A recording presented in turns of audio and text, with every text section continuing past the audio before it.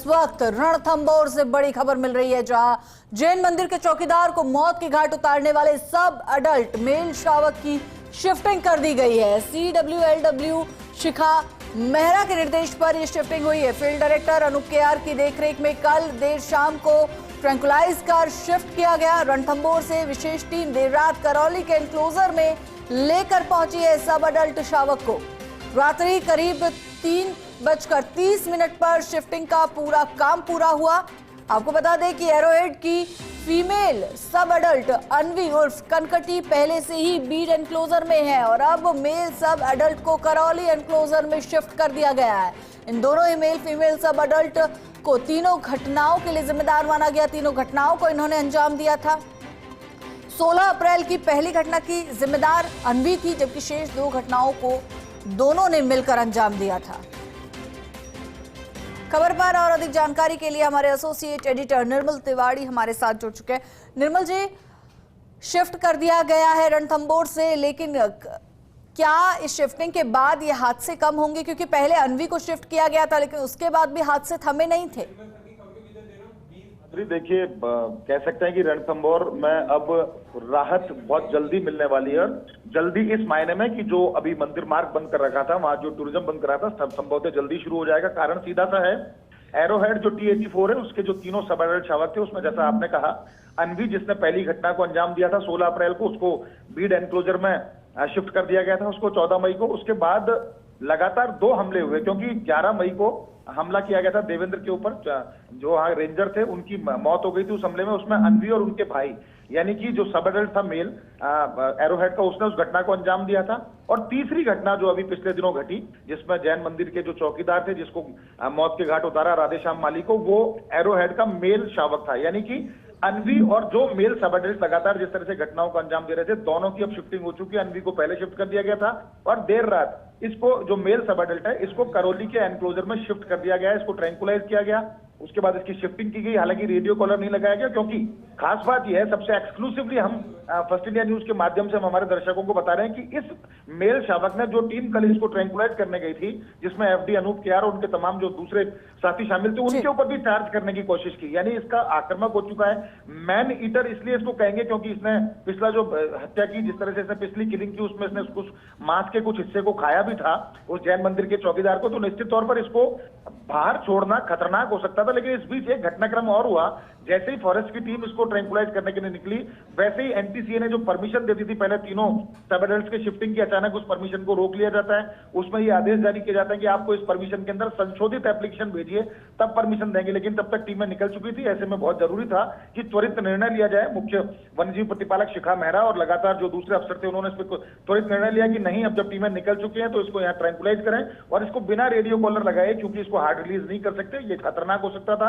इसको करौली के एनक्लोजर में रात को 3:30 बजे शिफ्ट किया गया। यानी अब NTCA से जब दोबारा परमिशन आएगी, उसमें देखा जाएगा कि इसको हार्ड रिलीज की परमिशन दी गई है या नहीं, या इसको जिंदगी भर उस एनक्लोजर में ही रहना होगा, क्योंकि इसका व्यवहार बहुत आक्रामक है और जिस तरह से लगातार इंसान के ऊपर हमले कर रहा है, बहुत खतरनाक साबित हो सकता था। तो ये बहुत बेहतर काम हुआ, इसमें क्विक डिसीजन लिया गया और उसको वहां पर छोड़ दिया गया।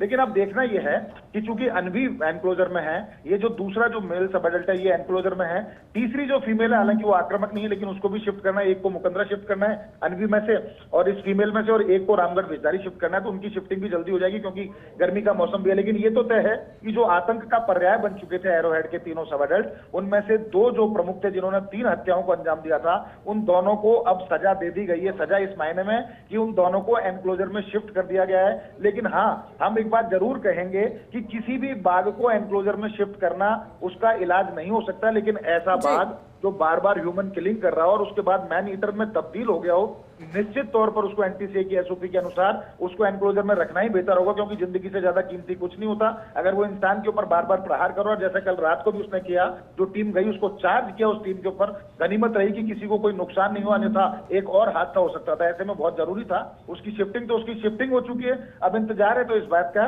कि जो महाराष्ट्र से और जो एमपी से जो जीन पूल बढ़ाने के लिए टाइगर लेके आने थे, टाइग्रेस, उनको भी संभव से सितंबर अक्टूबर के अंदर लाया जाएगा, क्योंकि मौसम वो अनुकूल होता है। इस समय गर्मी बहुत ज्यादा है, तो उम्मीद की जानी चाहिए कि मुकंदर और रामगढ़ विषधारी को भी अब वहां भी प्रयास करना चाहिए कि बाघों का पुनर्वास बहुत अच्छी और बहुत तेजी से उस प्रक्रिया को हो। और उम्मीद की जानी चाहिए कि दोनों जो फीमेल है एनटीसीए की परमिशन के बाद इनको भी वहां ट्रांसलोकेट कर दिया जाएगा एक एक को, उसके बाद वहां भी बाघों की आबादी बढ़ेगी। लेकिन राहत की बात यह है वन्यजीव प्रेमियों के लिए, श्रद्धालुओं के लिए, वन विभाग के स्टाफ के लिए और तमाम उन लोगों के लिए जो रणथंभौर से जुड़े हुए हैं कि जो आतंक बन चुके थे दोनों भाई बहन, उनको अब एनक्लोजर में शिफ्ट कर दिया गया है। उम्मीद है कि जल्दी से जल्दी अब सब कुछ सामान्य हो जाएगा।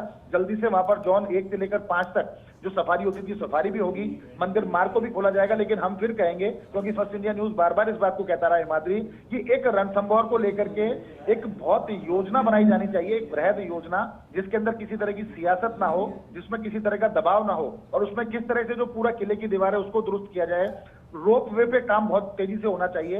लिंगानुपात जो गड़बड़ा रहा है उसमें काम तेजी से होना चाहिए, क्योंकि नर बाघों की संख्या बहुत बढ़ चुकी है। अब वापस से एक बार सुल्ताना ने कब्ज को वहां पर डिलीवर किए हैं, शक्ति ने वहां पर कब्ज को डिलीवर किए हैं, कल को वो भी सब एडल्ट होंगे, वो भी इस तरह की घटना को अंजाम दे सकते हैं। इसलिए बहुत ज्यादा जरूरी है कि वहां योजनाबद्ध तरीके से काम किया जाए, लिंगानुपात सुधारा जाए, ग्रासलैंड का विकास हो, गांव का विस्थापन तेजी से किया जाए और हैबिटेट इंप्रूवमेंट के ऊपर काम करना चाहिए, ताकि इस तरह की घटनाएं दोबारा ना हो। और रणथंभौर की जो छवि है देश दुनिया के अंदर, वो छवि बनी रहे, क्योंकि रणथंभौर को बाघों की फैक्ट्री कहा जाता है। हमने ही देश को प्रोजेक्ट टाइगर दिया, यही कारण है कि देश में जितना भी पूरी दुनिया में जो बाघों की आबादी है उसका 80% हिंदुस्तान के अंदर पाया जाता है। हमारे पास 3600 से ज्यादा बाघ हैं, तो बहुत ज्यादा जरूरी है कि इनके नियंत्रण के लिए काम किया जाए, इनको किस तरह से प्रोटेक्ट और कंजर्व किया जाए उसके ऊपर काम किया जाए। लेकिन फिर भी इस बात को याद रखना चाहिए कि जो बाघों की धरती है, जो वन्य जीवों की धरती है, उस पर इंसानी दखल कम से कम होना चाहिए। यानी नियंत्रित टूरिज्म हो, नियंत्रित श्रद्धा का जो द्वार फूटता है वो भी नियंत्रित होना चाहिए। ऐसा नहीं कि जिस तरह की घटनाएं पहले हुई, क्योंकि ये तो बाघ है, आज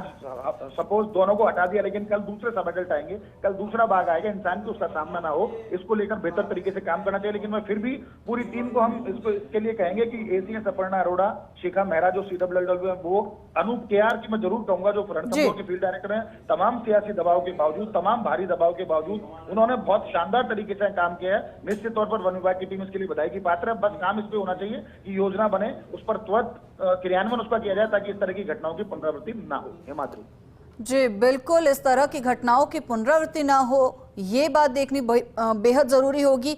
निर्मल जी बने रहिएगा हमारे साथ, अगली खबर पर फिर से आपका रुख करेंगे।